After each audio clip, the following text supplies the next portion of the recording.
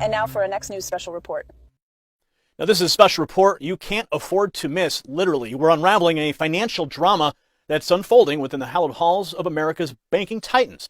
Picture this: JPMorgan Chase, a name synonymous with financial might, grappling with a staggering $40 billion in unrealized losses. And that's just the tip of the iceberg. Bank of America, Wells Fargo, and Citigroup are in the same sinking ship. But how do they all end up here? And what does it mean for you, your family, and the future of our republic? By the end of this report, you'll have those answers and more. So buckle up as we dissect this financial frenzy, and don't go anywhere. My final thought is one you don't want to miss. It's about why the story matters deeply to every single American. Now, let's dive deep into something absolutely crucial: the connection between our national debt and the unfolding banking saga. JPMorgan Chase, a colossus in the banking sector, has confessed to a mammoth $40 billion in unrealized bond losses. It's a figure that's ballooned by 20% just from the previous quarter.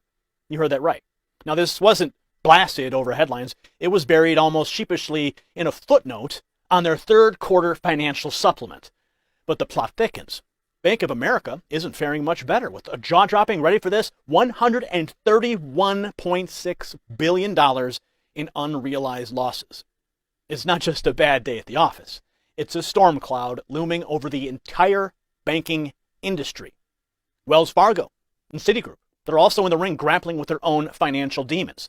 We're talking about a $40 billion and $25 billion hole in their balance sheets, respectively.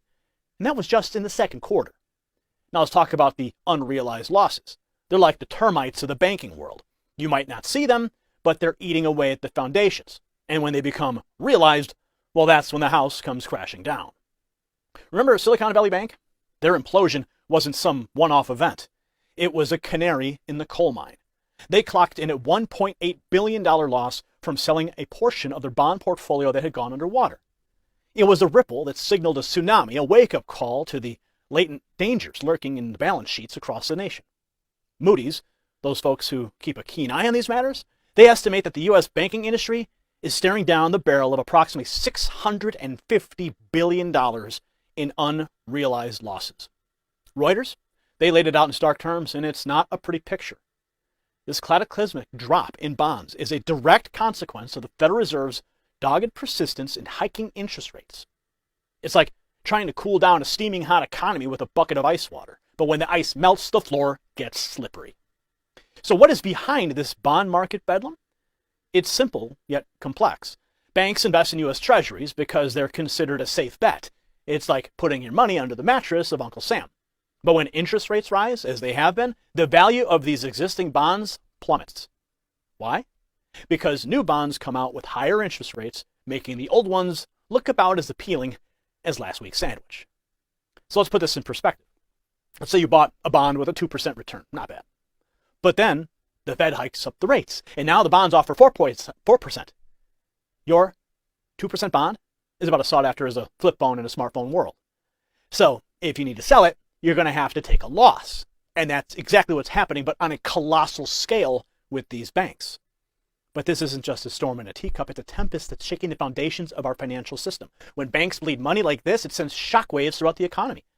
It can tighten lending, hike up interest rates on loans and mortgages, and make the American dream that much harder for the average Joe and Jane to reach. So this is where we pivot back to the story at hand. JPMorgan Chase, with its $40 billion loss, is a bellwether in the industry. It's a stark reminder that even the mightiest can falter. And if they're in this much trouble, what does it mean for the smaller regional banks? Now you might be asking, Gary, why should I care about some unrealized losses in a bank's portfolio? I'll tell you why.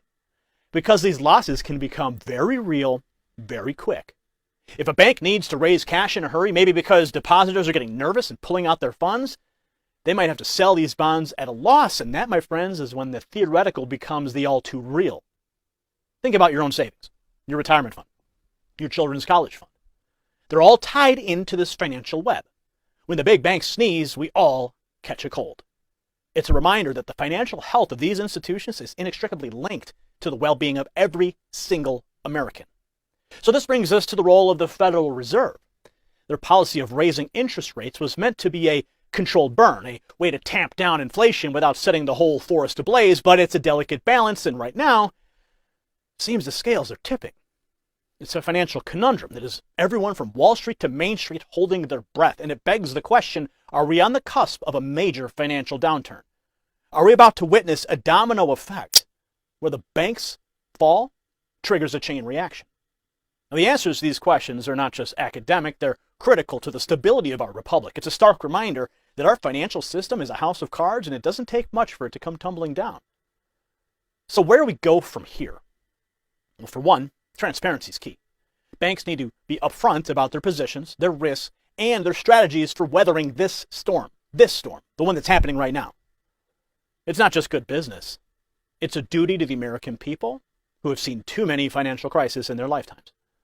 Moreover, it's a call to action for policymakers.